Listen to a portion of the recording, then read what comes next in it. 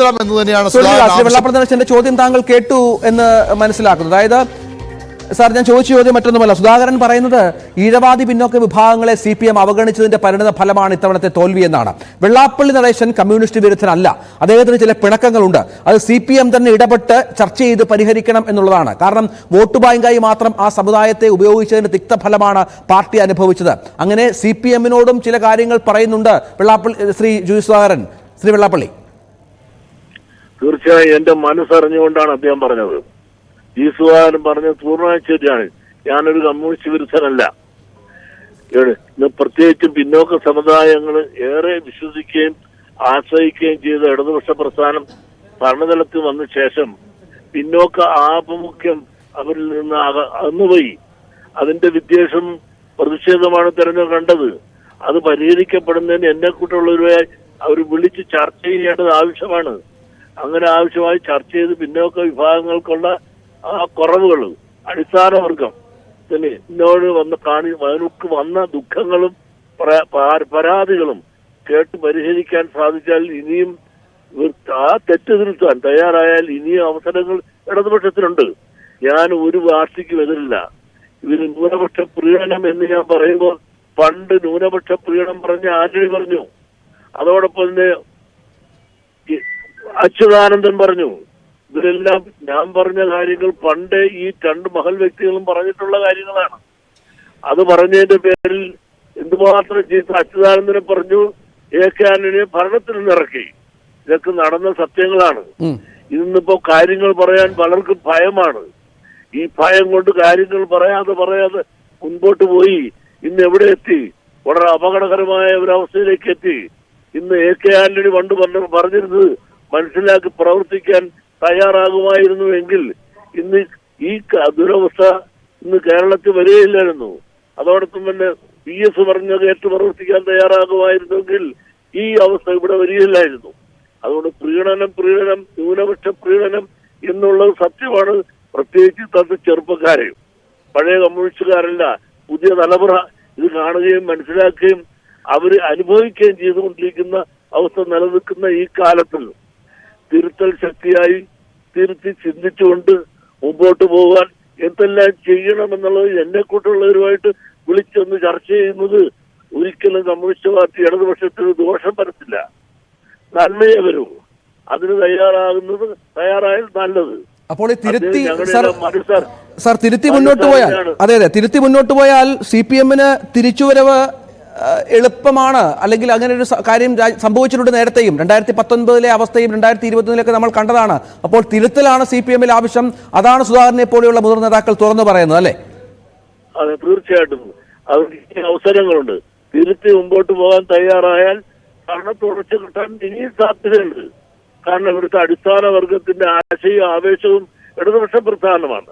അവരുടെ ആശയവും ആവേശവും കെട്ടടങ്ങിയെന്ന് മാത്രമല്ല, നിരാശയുടെ നെടുവരമ്പിലൂടെയാണെന്ന് പിന്നോക്ക വിഭാഗങ്ങൾ പോയിക്കൊണ്ടിരിക്കുന്നത്.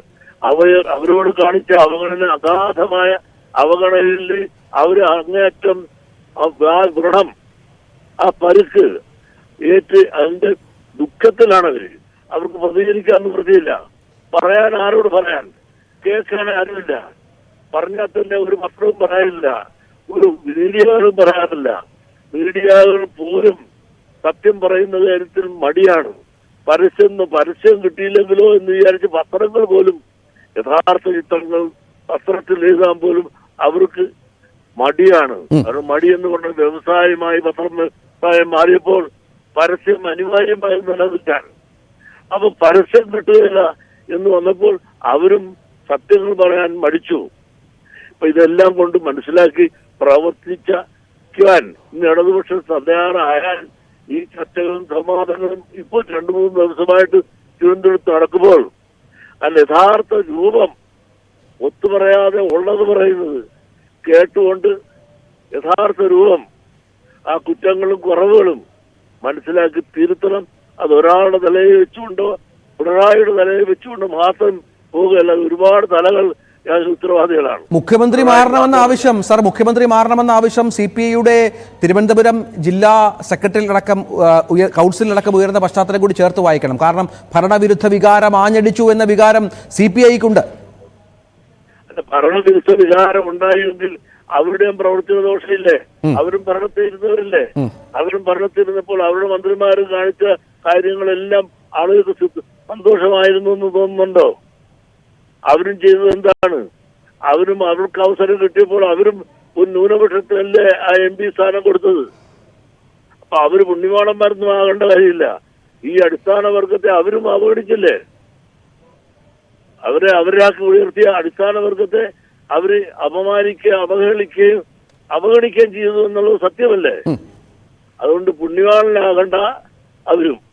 അപ്പോൾ സാർ, ശ്രീ വെള്ളാപ്പള്ളി നടേശൻ, താങ്കൾക്ക് LDF-നോടോ അല്ലെങ്കിൽ CPM സംവിധാനത്തോട് പറയാനുള്ളത് ഈ നേതൃത്വം മാറിയതുകൊണ്ട് മാത്രമല്ല, മന്ത്രിസഭയിൽ പുനഃസംഘടന ഉണ്ടാകുന്നതുകൊണ്ട് മാത്രമല്ല, പൊതുവെ അവർ പിന്തുടർന്ന് വന്നിരുന്ന പലവിധ വിഷയങ്ങളിൽ തിരുത്തലുണ്ടാകണം. എന്ത് നിർദ്ദേശമാണ് ഈ CPM-ന് സർക്കാരിന് ഒരു തിരിച്ചുവരവിലേക്ക് വരണമെങ്കിൽ താങ്കൾക്ക് മുന്നോട്ട് വെക്കാനുള്ളത്? നേരത്തെ പറഞ്ഞ പോലെ ഈ പലരും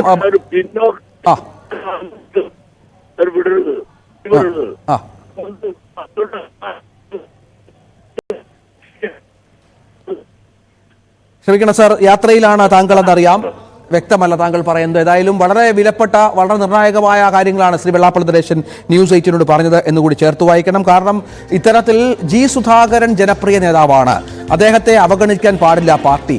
മന്ത്രി എന്ന നിലയിലും പൊതുപ്രവർത്തന നിലയിലും അദ്ദേഹം മികവ് തെളിയിച്ച ആളാണ്, ആർക്കും അവഗണിക്കാൻ പാടില്ല. തൻ്റെ മനസ്സാണ് സുധാകരൻ പറഞ്ഞത് എന്ന് വെള്ളാപ്പള്ളി നടേശൻ പറയുന്നു. തന്നെ CPM അടക്കം വിളിച്ച് ചർച്ച നടത്തണം എന്നും പറയുന്നു. തന്നെ അടക്കം വിളിച്ച് ചർച്ച നടത്തി എന്താണ് ഈഴവ സമുദായത്തിന്റെ അല്ലെങ്കിൽ പിന്നോക്ക വിഭാഗങ്ങളുടെ പ്രശ്നം എന്നുള്ളത് കേൾക്കാൻ ആ പാർട്ടി തയ്യാറാകണമെന്ന് അദ്ദേഹം പറയുന്നു. ആ തിരുത്തൽ ആവശ്യമാണ് എന്ന് പറയുന്നു. ഒരുമിച്ച് ഒറ്റയ്ക്ക് കൂട്ടായി തീരുമാനമെടുത്ത് ഈ സംവിധാനം നന്നാക്കിയെടുക്കണമെന്ന് അദ്ദേഹം പറയുന്നു. അല്ലാതെ പിണറായി വിജയൻ മാറിയതുകൊണ്ട് മാത്രം ഭരണത്തുടർച്ച കിട്ടുമെന്ന പ്രതീക്ഷ വേണ്ട എന്നും വെള്ളാപ്പള്ളി നടേശൻ വളരെ നിർണായകമായ ഗൗരവതരമായ കാര്യങ്ങൾ പറയുന്നു. VV അരുൺ നേരത്തെ